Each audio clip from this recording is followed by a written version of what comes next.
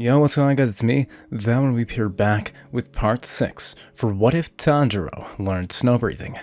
It's been a long time since the last part, so you guys should go up to the top upper right hand corner to check out what happened in the past and get to the future, which is now. So, if you guys are here and are enjoying this series and want more Demon Slayer what else, you should hit the like button and comment down below your suggestions, and I might do more of them. It depends on what you guys want.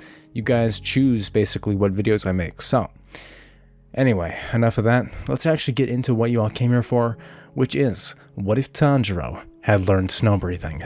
Last time we had just finished the mansion arc, and we are now going into Mount Natagumo. So, like I've been doing with a lot of my recent series, and with everything going forward, I'm going to be trying and pacing this a bit faster, so I'm going to be getting through Mount Natagumo as well as the Rehabilitation arc in one video instead of splitting the arcs into like their own videos, which takes longer. So if I feel like I'm rushing, that's why. But yes, the pacing is going to be faster compared to the prior parts. Sorry, it's just how it is, but I think you guys will prefer it. So let's get started. Like I said last time, the spider demons have been living on Mount Natagumo, and the three demon slayers that we know and love, that being Inosuke, Zenitsu, and Tanjiro, would have just been finishing up with their relaxation after they had defeated the drum demon, that being at the house of the nice people who assist the demon slayers.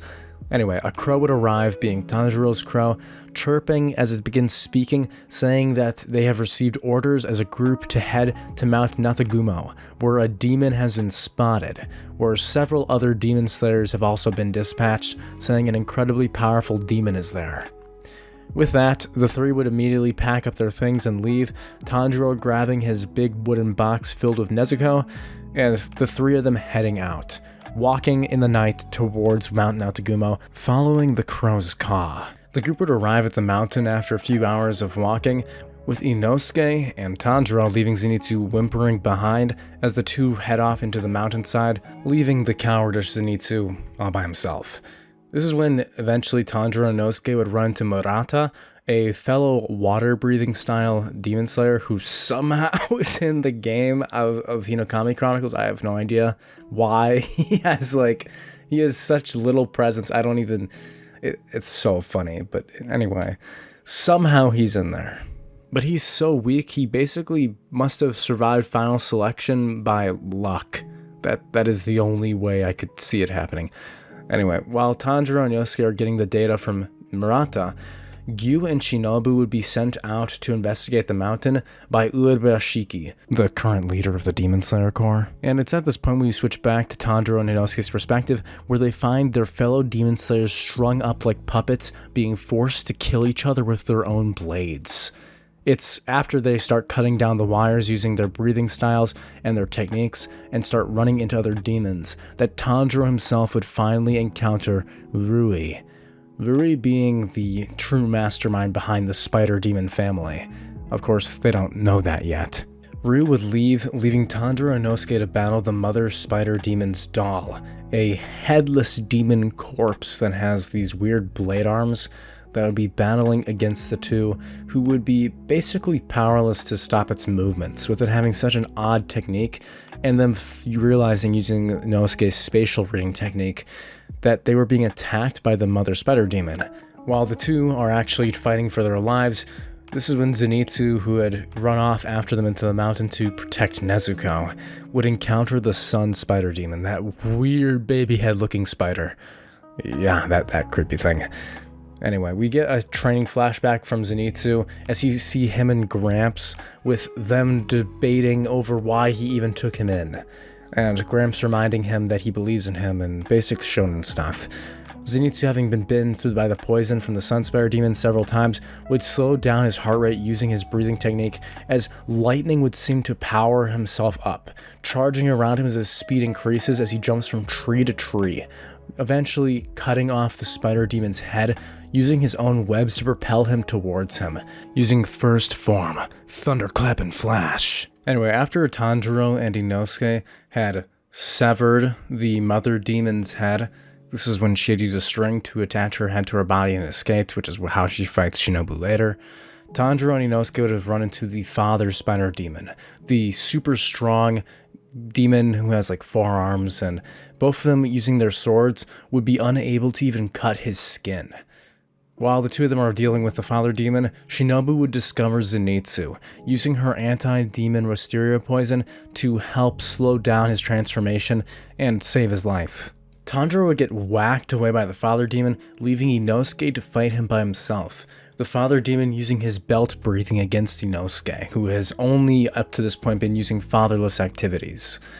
Tanjiro, while he's been separated from him, would find Rui and the daughter's spider demon, Rui disciplining her for failing to destroy any of the demon slayers and fulfilling her role in the family. This is the point where Nezuko would protect Tanjiro, forcing Rui to wonder out loud, what really is a family? As Tanjiro and Nezuko's bond would be shown right before his face, he would claim Nezuko to be his sister now, saying that he'll allow him to live if he gives her to him. Tanjiro would be like, hell nah.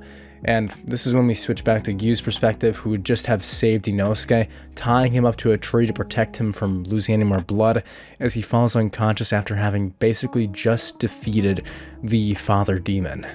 Back to Tanjiro and Rui, this is when Tanjiro begins using his snow-breathing techniques, realizing that water breathing isn't powerful enough to destroy this guy. So he has to switch into his snow breathing, changing up his breathing style into total concentration breathing, snow breathing. He'd use his 4th form, frosted fog.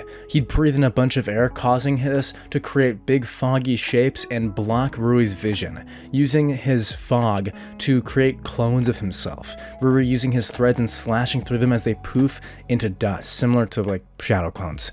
At this point, Tanjiro would then switch forms into his 2nd form, Blizzard, as he uses incredibly fast strikes that would cut through the threads that were aiming for his head, severing the threads with ease. Damn it, he's still faster than me! Even with using Blizzard, Tanjiro's speed would be too slow, Rui being able to cut and sever some of his face, causing blood to spill. Tanjiro would breathe in using Arctic Fox and Blizzard. Arctic Fox being the 6th form of snow breathing, and Blizzard being the 2nd form. Using 2nd and 6th form together, he'd be so fast that even Rui wouldn't be able to keep up with him. His muscles having thinned, causing him to be able to increase his speed, as he bounces from tree to tree faster than Rui can process. Rui would then increase his blood count into the threads, turning his threads red and snapping the line to his neck, the opening thread that Tanjiro had smelled. Tanjiro would back off as the threads would begin ripping through the trees, causing him to see red, as he thinks, am I gonna die? Suddenly, the choir begins playing. I see. Father, is he throwing his ass in a circle? No, he's not. That breathing, he said it. Tanjiro, if you breathe right, you can clap your mother, you can clap your wife 8 times. And then get cancer afterwards like me. Wait, no. He had said, if I breathe right, then I'll be able to move like that. What was it called again? Oh, wait. I remember. That's right. Hinokami Kagura. Tanjiro would use Hinokami Kagura, cutting through Rui's threads as he moves with the power of sun breathing. That's right, the supreme breathing style, ripping through the threads with ease, his strength and speed being off the charts as he breathes like he's never breathed before, truly breathing like the most breathing breather. It's at this point that as he's beginning to run out of power, Nezuko's blood would trickle down. Even as Tanjiro's strength was not strong enough to rip off Rui's head, the blood from Nezuko would explode as she uses her demon art exploding blood, the explosion coating his blade in real flames. As he cuts off Rui's head, seemingly winning the fight, as Tanjiro falls over, gagging as that type of breathing forces him to feel all of his stamina drain. This is when it's made apparent to Tanjiro that he had failed, as he's watching in horror as Rui begins reattaching his head with his threads. It's at this point that Gyu would arrive, the creator of snow breathing, as he uses one of its most powerful attacks, Forbidden Technique, Niflheim. Tanjiro would be amazed watching as the entire area seemed to grow colder, the heat from the area being sucked away, making Rui feel like time was slowing down. Gyu would just calmly walk forward as Rui would feel his consciousness fading before he even arrived. As Gyu's blade seemed to be covered in a white light, he would calmly slice off Rui's head, destroying all of the threads from the wave that was coming at him, and killing Rui. Rui having a memory of his mother and father as he dies, with the memory of them trying to kill him after he had turned into a demon, as well as what Muzan had done to him. His memories of himself being a human as he was sick and dying. A similar situation to what we'll later find out to be Muzan's origin himself. Anyway, Rui would pass away melting into dust as he had been killed by Gyu. We now switch to the perspective of Shinobu chasing down the daughter spider demon, pushing her down and killing her, with the sad memories playing and her giving zero fucks because she's just savage like that, saying that they can be friends when she reincarnates as a human. Oh wait, you're going to hell! Anyway, Gyu would stop Shinobu from trying to kill Nezuko, holding her in a lock. She said it's forbidden for the Hashira to fight each other like this. When Nezuko is told to run by Tanjiro, she'd be running in her small form, getting the adorable meme format, as Tanjiro is kicked down to the ground by Shinobu, who's chasing after her. It's at this point an order of crows would come, yelling for them to retrieve Nezuko and Tanjiro alive, bringing back the unconscious Tanjiro and a safe Nezuko in a box back to the Demon Slayer headquarters, the Mount Nagumo arc being completed. Next thing we see is Tanjiro being woken up as his head is on the stones in front of the Hashira. The Hashira all being gathered at the Demon Slayer headquarters.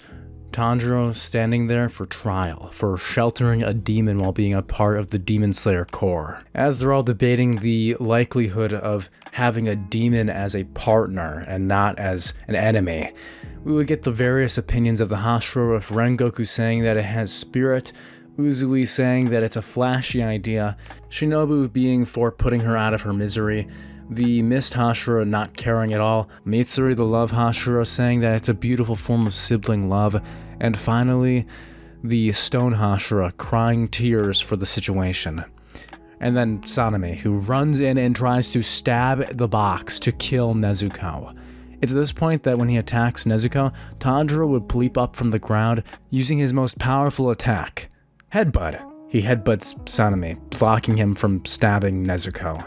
It's at this point that he just had bought enough time for the master himself, Kagaya Ubuyashiki, to arrive and start the meeting. While they're all debating on the validity of this is when one of his daughters would read Sakonji, the former Water Hashira's letter, explaining that he would value his own life on Nezuko, saying that both himself, Tanjiro, and Gyu would offer their lives should Nezuko ever consume another human being. Sanemi would find this all ridiculous, as he says that let's put her to the test, cutting his own arm like the sad little emo boy he is, and letting his alcoholic demon blood, for reference, his blood is like alcohol to demons, so they get super drunk and it's like a big feast, you know? So he tries and pours blood in front of Nezuko, letting her smell that goodness. And Nezuko would be, with her mouth watering, turn away, causing Sanemi to be disappointed that the girl wouldn't suck on his free coupon for the grocery store that he just made, with all the other ones that he has all over his body, because his fighting style is literally depression. That's not a joke. And with that, it's settled that Nezuko can be trusted, with Tanjiro being taken to the Butterfly Mansion by Shinobu to allow him to rehabilitate. The training begins to attain total concentration, breathing constant, as he begins breathing into jugs, basically using bongs to increase his lung capacity, as he also trains with Zenitsu and Inosuke doing push-ups, sit-ups, and plenty of juice. For those of you who get that reference, plus 1 point. Anyway, while he's training, the lower ranks would be summoned to the Infinity Castle by Muzan, with all lower moons being summoned, and him eradicating all of them for being useless, except for Enmu, lower rank 1, who he will assign to kill Tanjiro, the one who has Hanafuda earrings. That kid has to die. Anyway, Muzan would select Enmu, and after weeks of training, Tanjiro would begin to disembark to find the Flame Hashira, asking Shinobu what she knows about any type of fire breathing, with her saying that there isn't such a thing, but there is that, of course, being flame breathing, which is different, saying that he should ask Rengoku about it, the Flame Hashira. As such, Tanjiro would disembark with Zenitsu and Inosuke to catch a certain train that Rengoku was sent on a mission to. that being where Tanjiro is going to ask Rengoku about what he knows about the Hinokami Kagura, the breathing style that he derived from the memories of watching his father's dance. The dance that had been taught to him and passed along the Kamado family for generations. And that, at last, brings us to the end of Season 1 of Demon Slayer. If you guys want me to continue this story into Season 2 and also the Mugen Train arc, let me know, and also comment down below what form of breathing style from the existing ones or your own would you want to learn. Thank you so much, and look forward to What If Naruto had Devil Fruit's new part coming out tomorrow, as well as the full story for What If Naruto was a Fire Dragon Slayer, which will be coming out in the next 3 or so days. Anyway, that's the next update. I'll probably be posting a schedule in the community tab sometime this week, or like Monday or Tuesday or something. But thank you guys so much, and I'll catch you guys next time. Thank you, and goodbye.